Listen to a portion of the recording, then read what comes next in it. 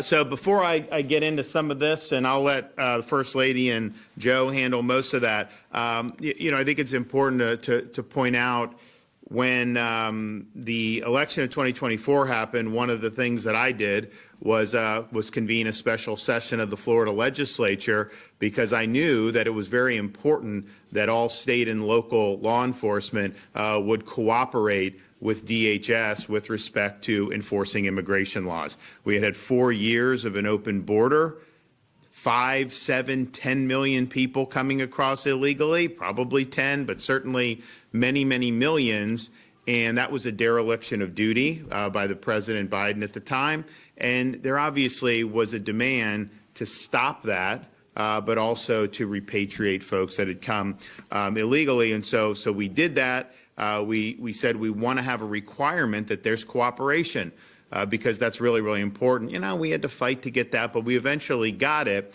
And so what's ended up happening is, just Florida in the last, 8, 9 months, 10 months since we've been doing this, we've helped between state and local, we've gotten almost 20,000 illegal alien apprehensions, and that's over and above what DHS would be doing, on their own. But people are working together because we understand, we have responsibility to ensure, that the laws are enforced. What we're not doing, is what you have people like Waltz and this mayor doing, which is basically trying to sabotage the enforcement operations. They're creating a toxic environment where they're really inciting people, to go out and show hostility to the agents who are doing this. That is not a recipe for success. That is not the way that you do business. And so we're going to continue with positive cooperation. It's certainly made a difference here in Florida. I mean, we've got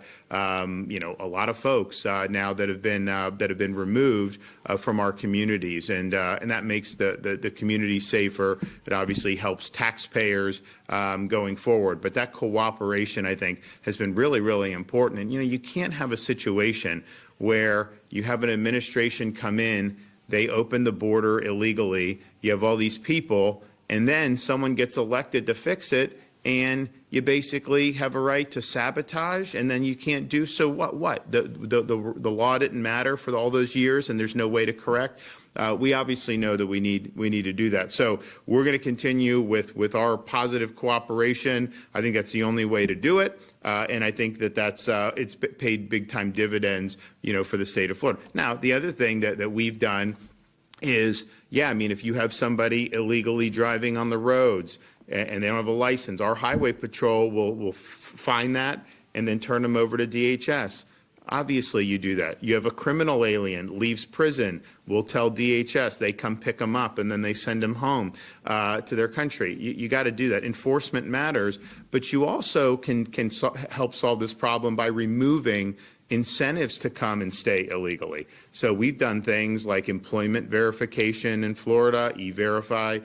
We had, before I was governor, they had enacted in Florida in-state tuition for illegal aliens. I was able to sign the repeal of that provision because it honestly treated somebody, illegal alien, better than U.S. citizens in Georgia and North Carolina, and that didn't make any sense, but obviously that was an enticement. We've said no driver's licenses or ID cards, all the different things. Of course, got to be a citizen to vote, and people have been prosecuted for voting as illegal aliens, but there's definitely things that can be done. I mean, I think the federal government should deal with these remittances that illegal workers are sending back home. If you stop that, that's going to be a huge disincentive for people to come and remain illegally. Congress can defund sanctuary cities.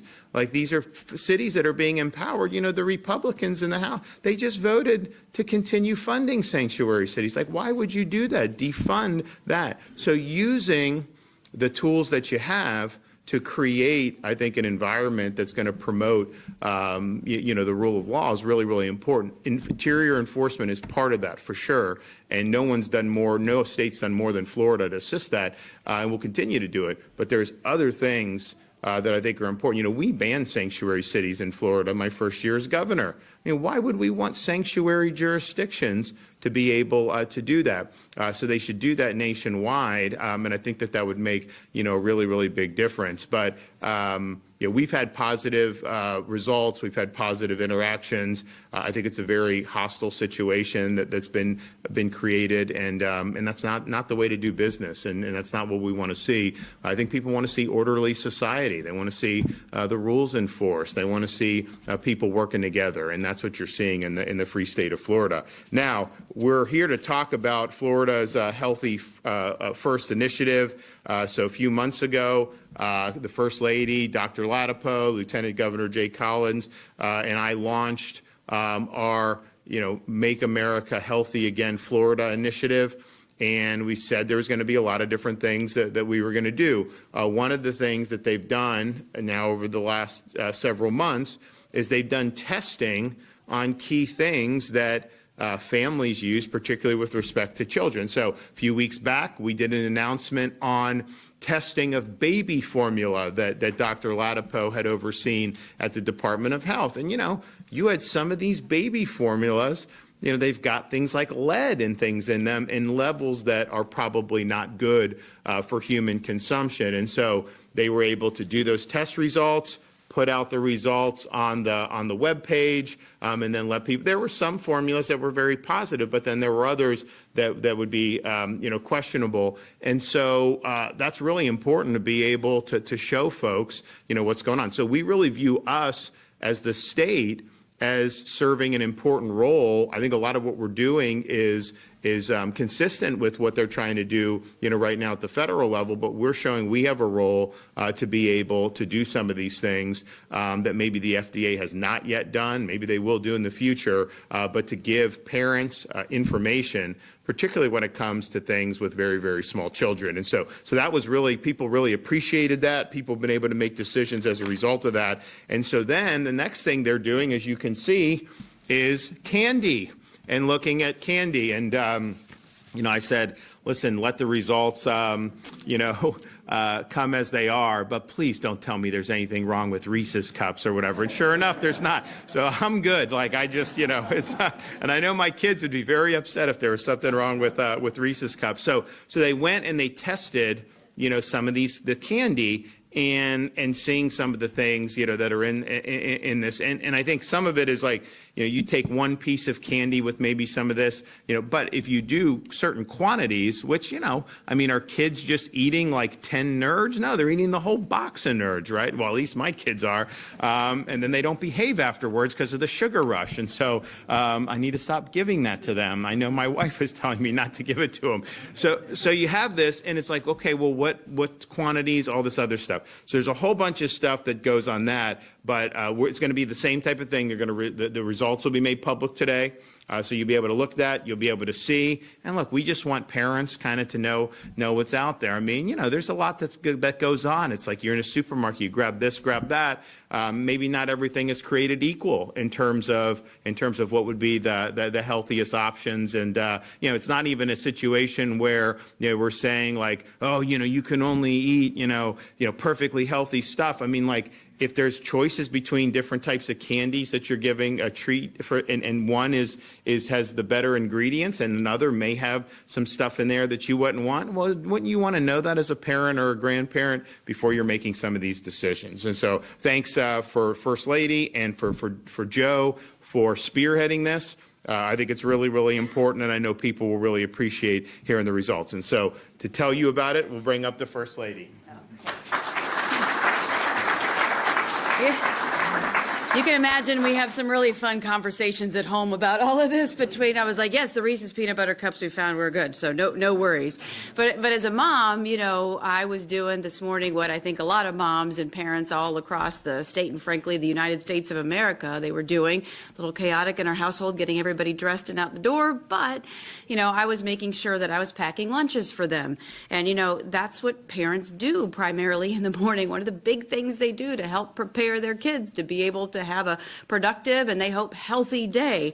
And so, I'm putting these foods into their lunch boxes, And, you know, I'm choosing things that, of course, that are affordable, but also that I have some assumption that they are safe.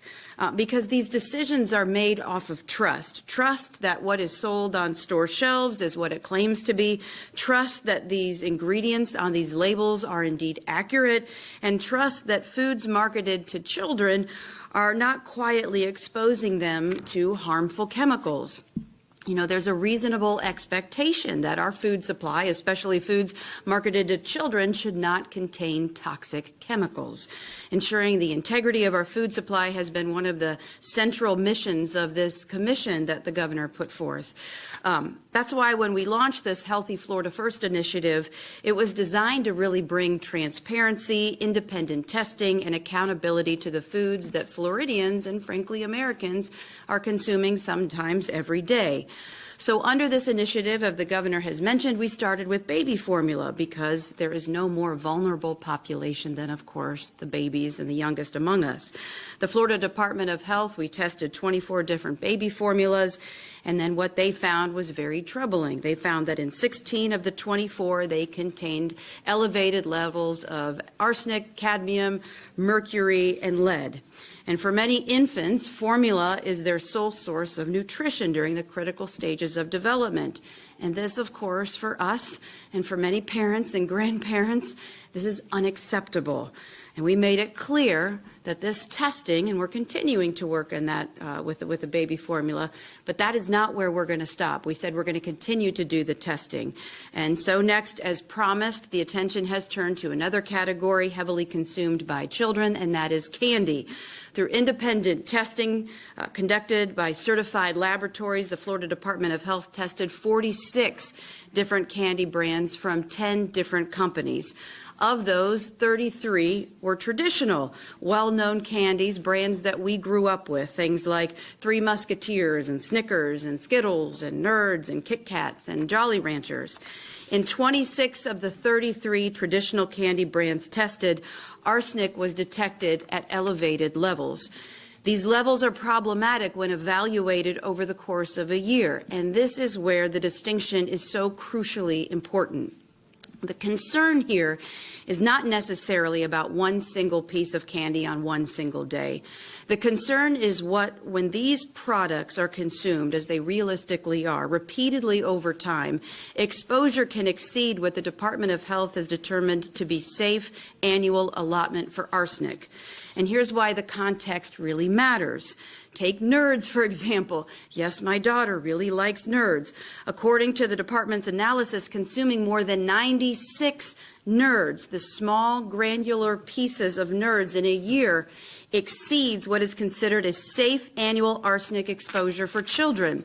But 96 Nerds, as we well know, is not typically what comes in a box. When you think about it, a typical smaller box can contain about 2,000. If you get one of those big boxes that you get like a movie theater, that's about 8,000 Nerds. Asking families to stop at 96 pieces over a year is not realistic when it's viewed against how the product is packaged, marketed, and then consumed. Another example to give you context and perspective is Swedish fish. The Department of Health determined that more than 8 pieces of Swedish fish exceed the estimated safe annual arsenic exposure level for a child. Yet in a typical small bag, usually 3 to 5 ounces, there are anywhere from 50 to 100 pieces. Stopping at 8 pieces does not reflect the real-world consumption. The same with Jolly Ranchers. The hard candies also kids love. The department's analysis shows that more than 6 pieces can exceed the annual safe threshold for arsenic exposure. A standard 7-ounce bag typically contains anywhere from 25, 30, 40 individually wrapped candies. And on it goes through 26 different types of candies who tested for those elevated levels that, again, are problematic when you think about them in aggregate. And keep this in mind, too. This is really before taking into consideration aggregate exposure, yes, as you're eating more than the allotment that the Florida Department of Health has deemed in a single serving or in a partial part of the bag. It's also consumed over time more than a year, the candies, but it's also looking as you're eating more candy and then other foods that could potentially contain arsenic as well. Parents and grandparents may not be aware of these potential problems about arsenic. And cumulative exposure is not something that anyone sees reflected on a label or at a checkout aisle. And the context matters, especially for the health and the well-being of our children. And as the Surgeon General will talk about in a second, arsenic is a known toxic element. Long-term exposure, particularly during childhood, has been linked to developmental impacts, effects on the immune system, and increased cancer risk later in life.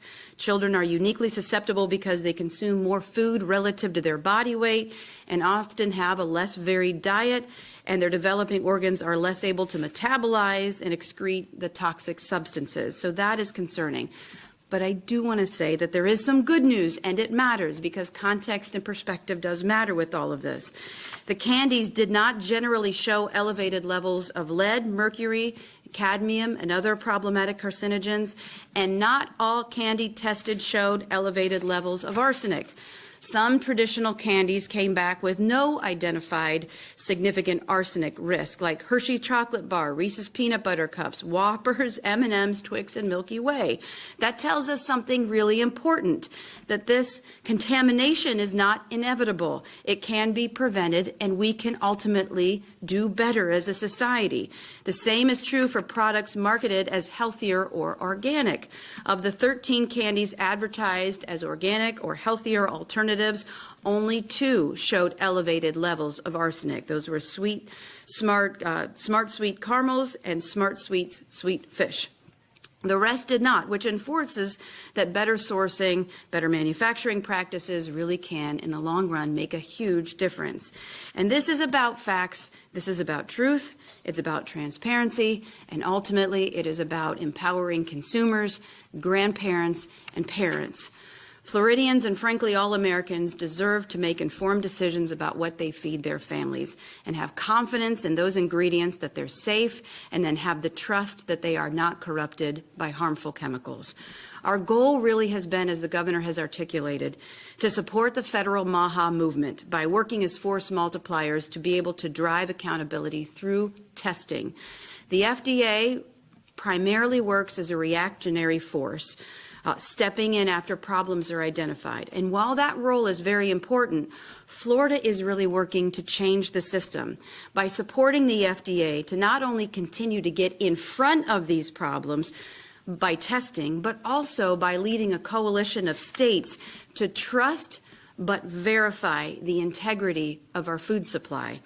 There is an expectation put on food manufacturers, and we are working to make sure that that expectation is met. And this is really bigger than just testing or candy. You know, I was thinking about this, that in Florida, we have invested over $1 billion in cancer care and research. We have directed tens of millions of dollars towards pediatric care. The other day, the governor and I were in Jacksonville, Florida, where the Mayo Clinic there unveiled the first carbon ion treatment therapy. It's the only one in the entire Western Hemisphere, and it is here in the state of Florida. And we've also looked into innovative research like ivermectin and its potential to try to combat cancer. Those investments really matter, but prevention matters too. Reducing unnecessary exposure to arsenic and lead and cadmium and mercury and other harmful contaminants in the food supply, especially for our children, gives us a better chance of potentially warding off long-term health ramifications. We should be looking at prevention just as much as we are looking at treatment. So the takeaway, I think, is very simple. There should be a reasonable expectation that chemicals do not quietly make their way into our food supply. Consumers deserve transparency. Parents deserve information to be able to make informed decisions about their health and their children's health or their grandchildren's health. And companies should be held to standards that we know from the evidence are achievable. Healthy Florida First is about prevention, accountability, and trust. And honestly, we are just getting started with all of this. So if there is a question, we have put all of this out on the website on exposingfoodtoxins.com. We are just getting started, and I think we are doing some really historic things in the free state of Florida, and I'm just honored to be a part of it. Thank you,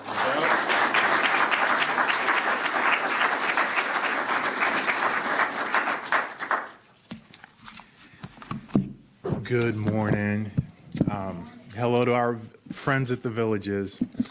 Well, we are, we've been doing this. I feel like we were just here, and I guess it was like a week and a half ago, maybe 2 weeks ago, that we made the announcement about the baby formula testing. And now we're doing candy. And I know some people had palpitations out there, because we have our relationships with our candies. But it's funny, I have one more thing in common with the governor, because I love, and I don't really eat them anymore, but I love Reese's Cups.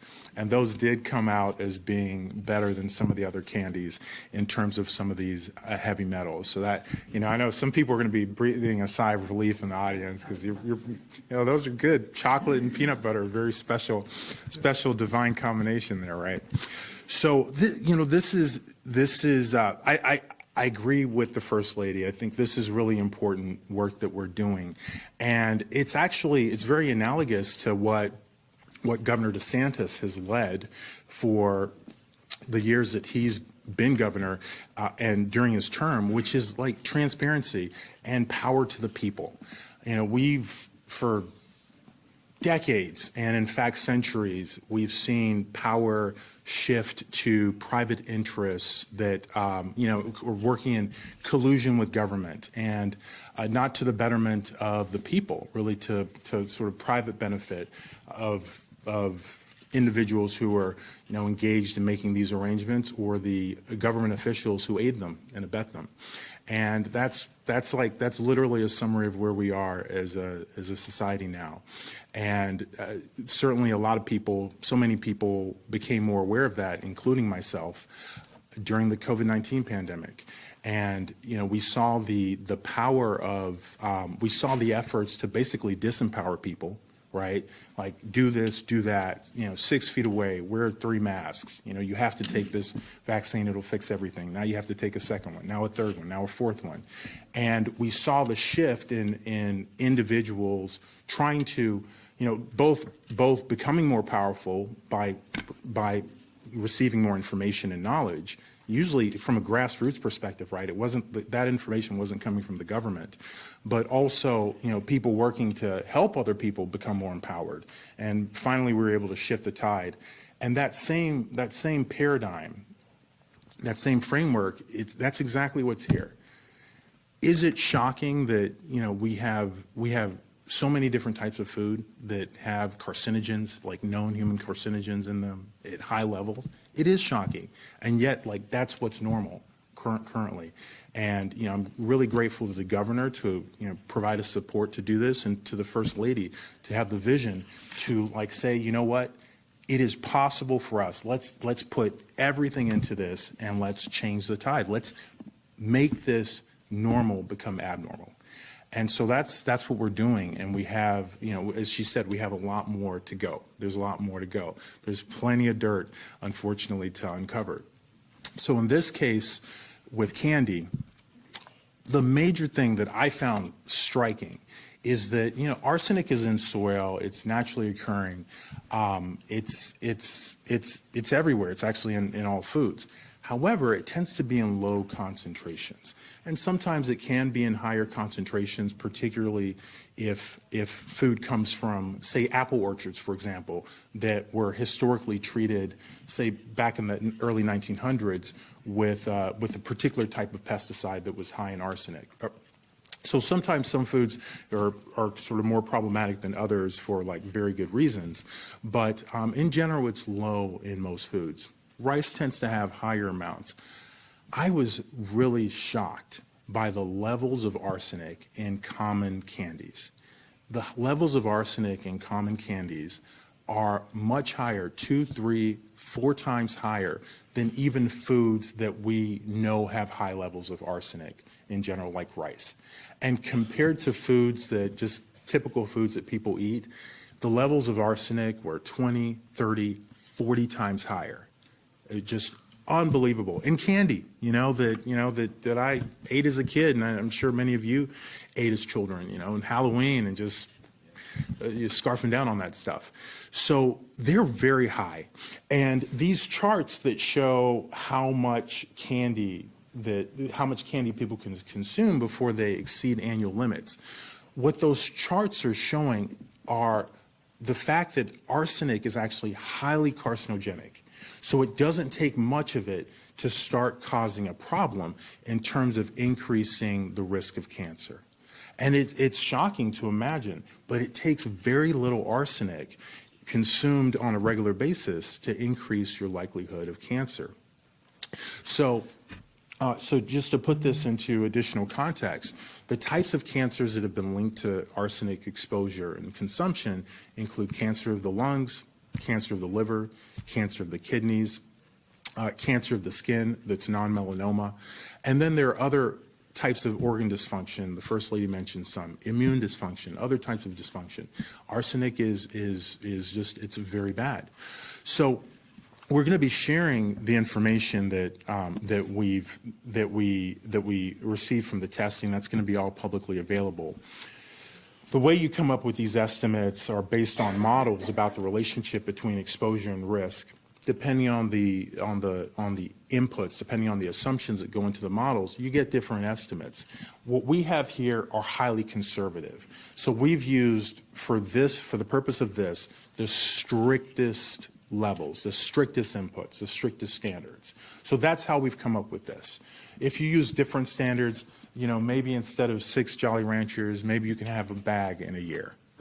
And maybe, I don't know, maybe you can consume a whole box of Nerds. But either way, I mean, the picture doesn't change. I mean, clearly this stuff is high in arsenic. And as a parent, you probably want to avoid doing that to your kids, like if you have control over it, if you have a choice. Also, as the First Lady said, it's not always the case that the organic or the healthier versions are actually better for you, but in this particular case, when it comes to the metals, to the toxic metals, they actually do seem to be better for you. So, like, some people buy Unreal, and Unreal, I happen to know, makes peanut butter, chocolate, Reese's like candy. So that tended to test really good. There's some other brands, I think like one has like Goodies or Goodness or something like that, but that tended to test pretty good. But these other brands that are similar to the brands that most of us grew up eating at Halloween, but they do tend to be less toxic. So that's good news. So we have more work to do. As the First Lady said, we're going to keep pushing on this front hard because people deserve it, and we should not have ended up in this place in the first place where folks are consuming stuff and have no idea the types of risks that they're taking on when they're consuming it. And we're going to keep working in this area, and it's important because we deserve it. I mean, people deserve it, our families deserve it, our kids deserve better health. So thanks.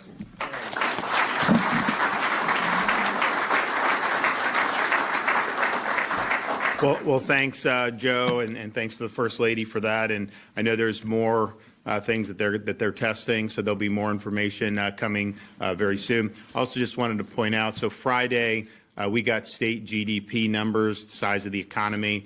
And when I became governor, Florida's economy was a little over $1 trillion. Friday's numbers were at $1.85 trillion. And so, it's like a 70% increase in 7 years. We have the second, as a percentage basis, we're number 2 in America behind Idaho. I was just up to Idaho, helping them with the passing a balanced budget amendment through the states, which we're trying to do. We got 28. We need 34, but and I think they're going to do it. But I used to rattle off Florida. We're number 1 in economic freedom, number 1 economy. 3 years I'd do my thing, and I'd be like number 1 in economic growth. And then someone said, "No, you're not. You're number 2." And I was like, "Well, I was like, no, we're ahead of Texas. I know. Trust me. I look at that. No, Idaho." And so Idaho's 1 as a percentage, not obviously that. So that's that. So that's where we'd be like, I think, top 15 in the world if we were our own country for economy, which is really, really good. And then since I've been governor, if you take all the debt the state has accumulated, we've retired 50% of that just in my term because we're doing accelerated debt repayment. The legislature has funded a program that you buy the bonds cheaper. retire them early, and then you don't have to pay the interest. You save on principal too. And so we've saved probably between principal and interest, we probably saved, $1 billion, $2 billion, over the last few years by doing that early. So if you said the taxpayer supported debt of Floridians, if you had to write a check for your share, I think it's like $400. If you had to write a check for your share of the federal debt, I think it's like $110,000, $130,000. Some people even say a lot more than that, but bottom line, it's a lot. So, and obviously federal has gone up, every year for how many years? We're going down every year. They used to have that debt clock in New York City showing the national debt going up every day. I'm going to create one for Florida where the clock shows it going down every day. I mean, wouldn't that be something that would be neat? The other thing that we're doing is 2026 is America 250. And so we've really leaned into this, I think, more than any other state by far, because I think it's important, one, that we commemorate that, two, that we remind people about, what it means to have founded the United States of America. What about the ideals that it was founded on? How did we have a constitution that came out of that the next decade? All these and especially for young people, we've really increased civics in the schools.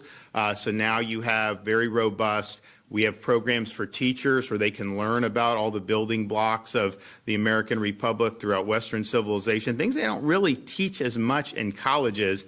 They do it now in Florida's universities, but not as much around the country because it's considered a lost art. It's not kosher with their ideological agenda. And so there's a whole bunch of reasons for that, but that's really fallen out of favor. Well, you need to know all this. So we put them through a course. It's voluntary, but they get $3,000 bonus if they go through the course. And it's like 50 hours of like really, really good stuff. And then we now do really reinvigorated speech and debate. We had very little speech and debate 7 years ago. Now every single school district has speech and debate, and we have hundreds of people that are going to be in the championship in the spring down at New College in Sarasota. And what we've done is we now give the winner, we've endowed a $50,000 scholarship to the winner, $25,000 for second place, $15,000 for semifinalists, $10,000 for quarterfinalists. And I think we now have that funded. I mean, it's not taxpayer, it's the direct support organization, the foundation for the Department of Education, but they've gotten enough support to where, that's probably funded for the next 10 years, even if they have no additional donations. And so I think that that's really important that they're doing it. So we've been doing that, but then 250, our view is like, yeah, let's lean in. So we have counties that are named after different founding fathers. And so, I'm like, okay. So we brought a Jefferson statue to Jefferson County and put him in front of the courthouse. I got a Washington statue in the state capitol that we got from Mount Vernon. Beautiful statue that we've been displaying there. We're getting a replica built. We're going to put that in Washington County. I got Ben Franklin in Franklin County. The thing is like these blue states are taking these statues down, so I get them at a discount on the open market. I mean, it's really fun. So we've got James Madison coming in for Madison County. We've got Hamilton for Hamilton, James Monroe down in the Keys, Monroe County, and all that. And we're going to do that. But what we're also doing is we are going to be doing things to also commemorate folks who've really represented those founding ideals, throughout, American history. And so we're going to be doing soon a Ronald Reagan statue at Florida International University. The president's house is named the Reagan House, so we're going to do something down there. I've got a lot of other folks in the hopper, but I got to bring someone to the villages, and so I got to figure out who we bring to the villages. I could do Abraham Lincoln, I could do Eisenhower. This is an Eisenhower thing.